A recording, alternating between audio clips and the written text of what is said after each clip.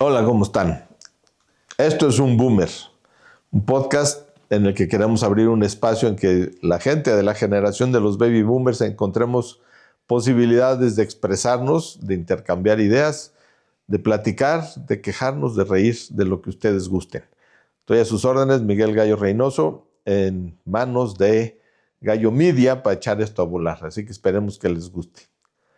Hoy les propongo un tema que puede ser, creo que considerado una especie de deporte de alto riesgo, y es la educación. Una educación que ha evolucionado también de una manera impresionante de lo que fue la segunda mitad del siglo XX para acá, que nos ha puesto a pensar en los modelos educativos que pudieron ser y que son y que probablemente debieron ser y que no los supimos aprovechar.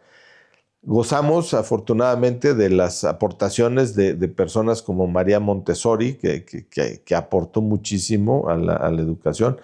No soy educador, tengo la fortuna de estar casado con una maestra normalista que me acercó algunos libros de educación y siempre me ha gustado mucho y me ha llamado la atención, porque finalmente la educación, que no puede ser condicionamiento, es un tema en el que materia tan maleable y tan moldeable como los niños sufren o gozan o aprovechan las habilidades primero de los papás y después de la escuela, aunque ya no sé qué va ahorita con qué, pero bueno, vamos a hablar de lo que vivimos un poco. A mí me tocó la salida de aquella frase que decía: la letra con sangre entra.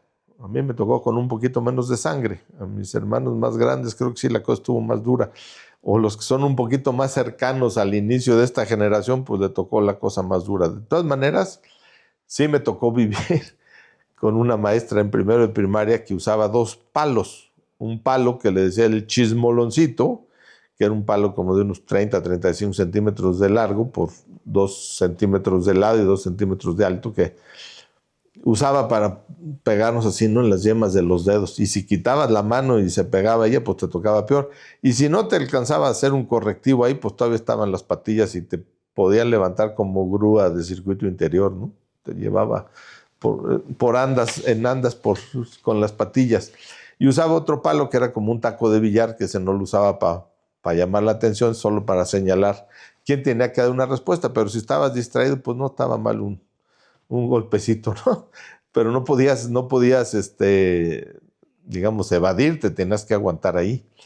Yo me acuerdo mucho en la primaria que los compañeros que estaban en la banda de guerra, y ya sea que llegaran tarde o que no les daba la corneta para tocar bien o llevar el ritmo con los tambores, pues el comandante les daba sus llegues en las corvas de las rodillas, ¿no? Para alinearlos, ¿no? Y ahora sí decían: no, ahora sí, compa, ya está usted listo. No sé, pasamos de esa evolución donde la familia jugaba un rol muy importante. Ahorita platico un poquito de eso. Y el otro era, ¿cuál era la función de la escuela, ¿no? Entonces, en la familia nos educaban, nos enseñaban y nos daban ejemplo de valores principalmente, ¿no? O sea, todo lo que tiene que ver con una educación hacia las personas, ¿no? Que era, pues, la deferencia, el respeto, el aprender a dejarle el asiento a las personas mayores en el autobús, o ceder el paso en la banqueta, o detenerte para que pasaran si había alguna contingencia ahí donde estuvieras caminando. La cosa era siempre buscar que la otra persona tuviera más comodidades que yo, ¿no? En ese sentido. Entonces, pues te educaban a cómo comportarte en la mesa, ¿no? Cómo coger una cuchara, cómo tomar agua, cómo no embarrarte los bigotes comiendo con las manos. O sea, había muchas cosas que te enseñaban en la casa. Y la escuela complementaba. Entonces, pues en la casa no te enseñaban geografía, a menos de que salieras de viaje con tus papás y que te iban diciendo: aquí está esto y aquí está el otro y así. Pero no te enseñaban necesariamente aritmética, que entonces no, matemáticas era hasta la secundaria, pero primero era aritmética. Y no te enseñaban pues, las materias que te enseñaban en la escuela, que entonces sí era por materias, y te enseñaban lo que no te enseñaban en la escuela. Me acuerdo que en la primaria había una materia que se llamaba civismo, que te enseñaban o te reforzaban de alguna forma lo que aprendías en la casa.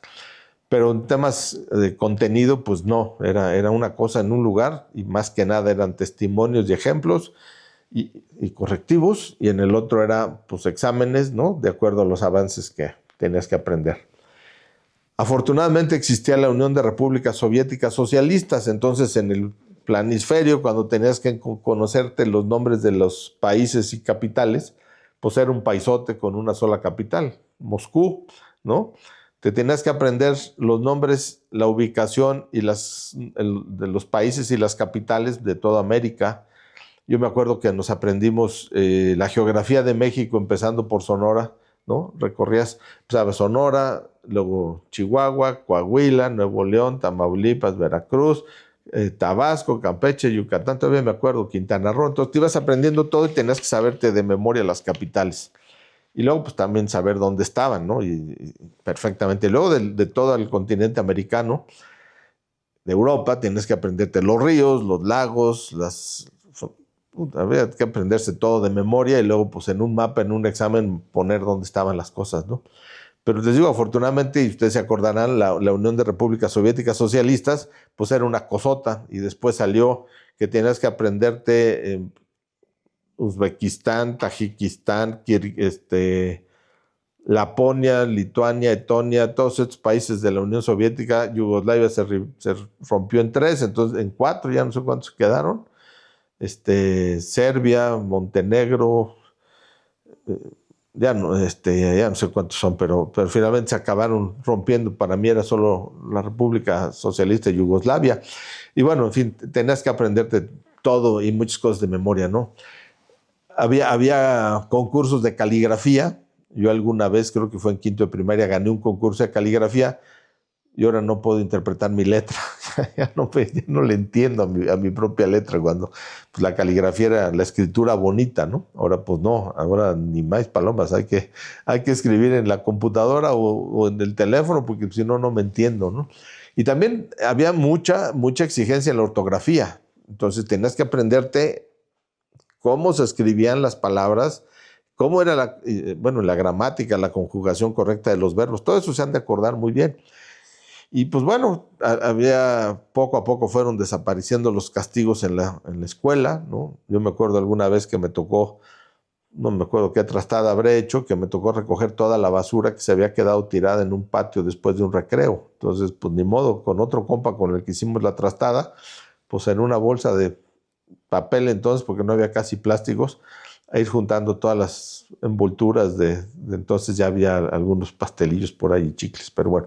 Entonces, de una educación muy esquemática, hemos venido pues cambiando a una educación pues, como mucho más genérica, más general y más grande, pero ya no nos tocó aprender nosotros a lo que aprendieron nuestros hijos, o la forma en que aprendimos y aprendieron, ¿no? Yo critico mucho que se ha dejado de enseñar el pensamiento crítico, por ejemplo, a interpretar lo que estás leyendo, no a leer solo linealmente lo que estás tratando de entender en la lectura. Entonces, hay también un shock ahí en el tema de la educación, ¿no? Por lo menos la académica, y ahorita quiero platicar de esto, pero nosotros nos educaron de una manera. Fuimos creciendo y cuestionamos esa forma de educarnos, ¿no? Porque pues, no necesariamente estábamos de acuerdo, ¿no? Porque íbamos a estar de acuerdo que a base de castigos y correctivos y demás. Yo me acuerdo que yo le tenía más miedo a un regaño de mi papá que a un castigo, porque cuando me regañaba en la razón, en el intelecto, entonces me hacía ver mis faltas. Nunca me levantó una mano ni nada, pero sí tengo compañeros a quienes sus papás les pegaban, ¿no?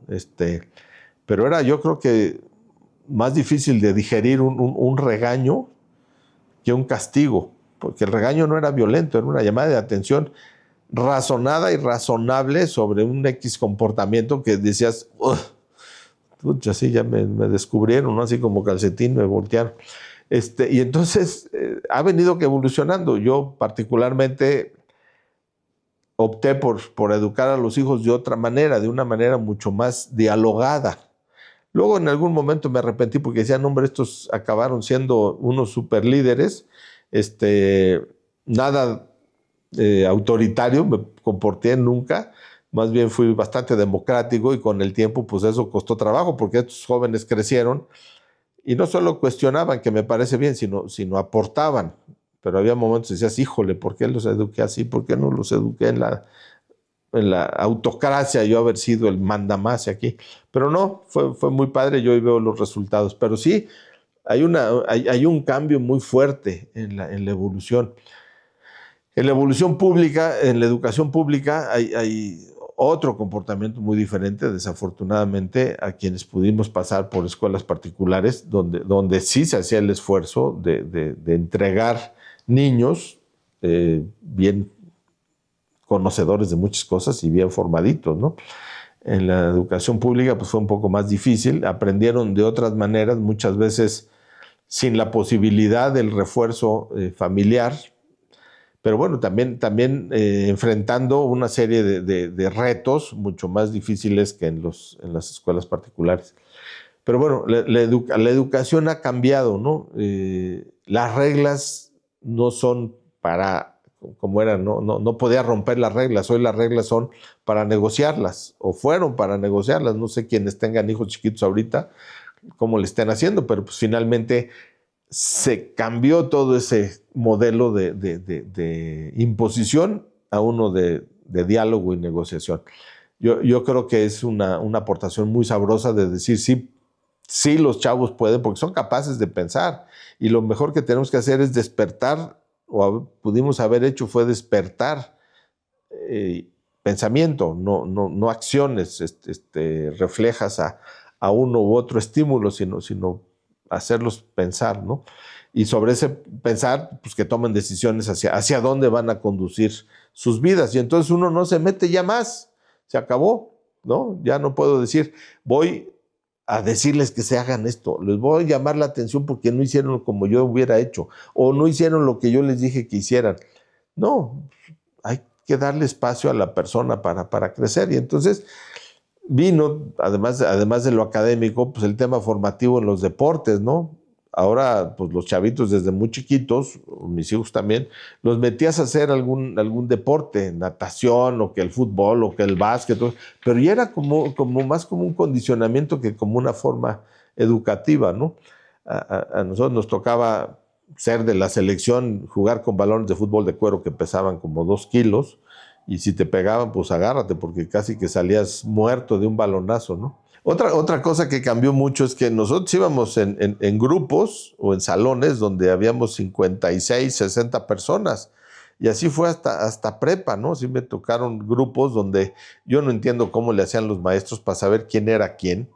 Digo, se lo aprendía con el tiempo, pero pues éramos muchísimos, ¿no? No, a veces el nombre no, pero el apellido sí lo dominaban. Yo no sé de veras, pero hasta prepa, que en la prepa éramos en total 30 grupos de 60, o sea, en un espacio reducido estábamos 1,800 personas, ¿no? Que nos habíamos juntado de diferentes escuelas y era muy rico y divertido. Después, pues el modelo cambió y fueron siendo grupos mucho más chicos, de 30, más, como decían, más personalizada la cosa.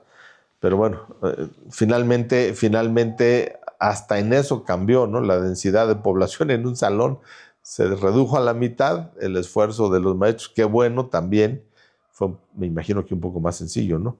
Y luego pues todos los modelos pedagógicos que fueron siguiendo y que fueron haciendo y que fueron mejorando, y desafortunadamente se hace una separación muy fuerte entre las escuelas, colegios o primarias, secundarias, que tienen un modelo educativo más rico, fuerte y positivo que las que no lo tienen o que los siguen un cierto patrón a la antigüita. Entonces, sí hay una diferencia muy grande. Desafortunadamente hace también que la gente no podamos pasar por un proceso de formación igual, o no pasamos por un proceso de formación igual, pero bueno.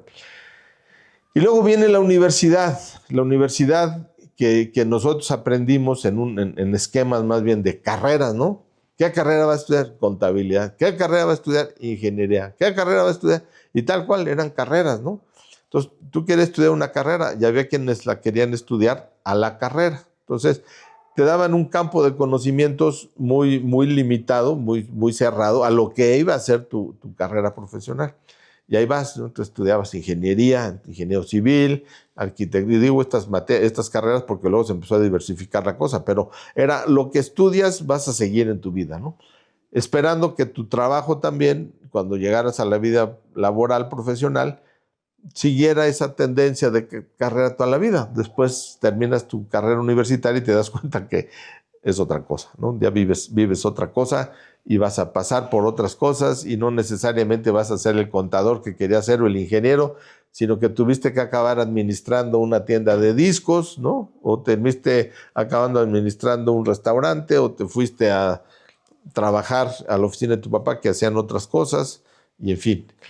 Pero sí es muy marcado que ahora tienes la posibilidad de escoger campos, ¿no? De escoger ya no una carrera, sino campos de formación donde puedes estudiar un cacho de administración, un cacho de química y un cacho, por decir, de medicina, ¿no? Entonces, puedes irte haciendo algo más para el perfil que puedes ir haciendo. Las universidades, desde mi punto de vista, se han tardado. ¿Por qué? Porque siguen en muchos casos ofreciendo carreras, pero con esquemas donde vas formando a reemplazos de personas, no a personas que puedan dar el brinco hacia cosas más innovadoras, con estos temas de los emprendimientos y de la conciencia social y ambiental que se ha dado.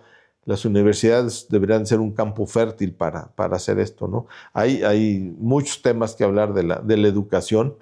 Ojalá lo pudiéramos platicar mucho, porque sí, la educación con la que educamos a nuestros hijos, o los contenidos y las formas, pues hacen el reflejo de lo que es la sociedad ahorita. En muchos casos una sociedad muy dinámica, muy echada para adelante, muy cuestionadora, y platíquenos, ¿no? Cuando nos ponen en tela de juicio toda nuestra forma de ver las cosas y vivir la vida, que bueno, pues fue reflejo de un momento y hoy tenemos que evolucionar, como les decía la vez pasada, a cosas nuevas, diferentes, probablemente, más bien, seguramente mejores, que no podemos tirar por la borda cuando tenemos la posibilidad de construir y de seguir construyendo un mundo mejor. A lo mejor no ya con los hijos, pero con los nietos. Y a lo mejor los hijos y los nietos nos preguntan, ¿y tú por qué te metes en mi formación? Yo quiero ser como se me pega la gana. Pues porque por lo menos te tengo que enseñar algo, enfrentarte con algo que puede ser una alternativa. Si tienen otras, pues búsquenlas, ¿no? Yo te ofrecí una, camina por esa, si no, pues ya agarrarás otra, ¿no? Entonces, pues esa es un poco la reflexión de hoy. Una de las cosas es que tenemos que trabajar mucho en el tema de los valores, de qué representa la otra persona para mí. No es un monito o una mujer que consume nada más, no es mi cliente, es una persona a quien le estoy queriendo entender y estoy queriendo satisfacer algunas necesidades. Anécdotas de la educación, ¿no? Yo en segundo de primaria quedé prendidamente enamorado de mi Miss y me daba risa porque con el tiempo me di cuenta que otros compañeros de segundo de primaria se habían enamorado de la misma Miss. Pero bueno, no pasa nada, ¿no? No éramos celosos, ni cuenta nos habíamos dado además, pero veías a la Miss como, ay, mira nomás un angelito caído del cielo, muy guapetona, ¿no? Y luego ya no sé si pensé lo mismo cuando me enteré con el tiempo que muchos excompañeros se habían enamorado de mi hermana, que tenía como 10 años más, era muy guapa y pues todos estaban prendidamente enamorados de mi hermana. Y entonces muchos me relacionan a lo guapa y a lo que se acuerdan de mi hermana, que tristemente además ya falleció, pero compañeros míos vivieron enamorados de ella también. Entonces, cosas que pasaban así, ¿no? Y pues compartir enamoramientos después, pues ha sido muy divertido, ¿no? Una de las cosas que a mí más me impactan en este tiempo es que no podemos usar apodos. Ahora, si quieres usar un apodo, vas a ser sujeto de la Comisión Nacional de Derechos Humanos. Y los apodos, desde mi punto de vista, y ustedes se han de estar acordando de muchos, eran una forma de integrar a la persona a los grupos de los amigos. Sí, había unos muy despectivos y muy canijos, pero muchos eran muy divertidos y había gente con una habilidad impresionante para poner apodos. Y no eran por burla, no. Yo me acuerdo de un vecino en San Jerónimo que perdió las piernas, ¿no? Y pues en el tren, se subió al tren y se cayó y le tuvieron que amputar las dos piernas, pues ni modo, era el cojo, ¿no? Había otro que cuando traía O sea, pero sí venía de lados negativos los apodos. No necesariamente. Por ejemplo. Cuando no tiene piernas le dicen el cojo. Pues sí, pero pues ya todo el mundo sabía que era el cojo y te referías a él como el cojo y él no se molestaba porque le decías el cojo. Entonces, O sea, más bien, ¿cómo lo tomaba la gente antes? Que me parece positivo, como lo negativo lo pasaba por su... Sí, por ejemplo, había por la forma teníamos un compañero muy alto y copetón, le decíamos la palmera, muy flaco, muy alto así, ¿no? Entonces pues, tenía forma de palmera, pues le decíamos la palmera. Y luego había otro que usaba unos zapatos de esos ortopédicos con varillas y no sé qué, le decíamos el chorrito porque se hacía grandote y se hacía chiquito, ¿no? Caminaba así, pero pues no se molestaba, era una forma de que se integraba y no sé si lo tomaban como burla o no, pero bueno, podíamos hacer nombres pues, de todo, ¿no? Tenemos un compañero de trabajo que era de Tepetlaustoc, en el Estado de México, y le decíamos el Tepetlas, pues era más fácil decirle Tepetlas. En fin, ese es un tema que en la educación pues, nos han quitado. Aparentemente ya no son bien recibidos los apodos, aunque pueden ser muy sanos. Yo les puedo decir que toda mi generación de la carrera más nos conocíamos por apodos que por nombres. Absolutamente todo, ¿no? Estaba ya ni me acuerdo, pero uno que usaba unos anteojotes de fondo de botella, como le decíamos antes, ¿no? El cuatro lámparas y así, pero bueno, ya ni modo, ya no voy a decir apodos, porque si no, hasta voy a salir regañado y demandado ante la Comisión de Derechos Humanos, ¿no? Y la otra cosa es que finalmente la universidad era un gran mérito. La familia se volcaba o se siguen volcando para que alguno de la familia por lo menos termine una carrera universitaria. Ahora es un poquito más difícil, pero es muy, muy meritorio ver que la familia construyó también la proyección de sus hijos en el logro de una carrera profesional que les abría las puertas, como les decía hace rato, a trabajo, ¿no?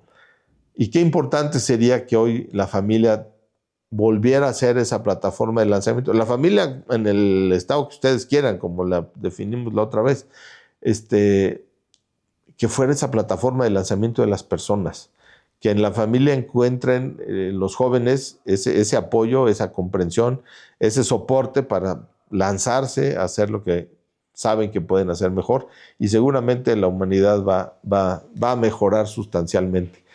Pero la gente tiene que ser educada en la libertad y en el criterio, ¿no? Y sobre todo, las tareas en la escuela, principalmente en la secundaria también, ya te implicaban y obligaban a ir a bibliotecas o a hemerotecas. Supongo que saben lo que es una hemeroteca, ¿no? Que es donde se guardaban los periódicos.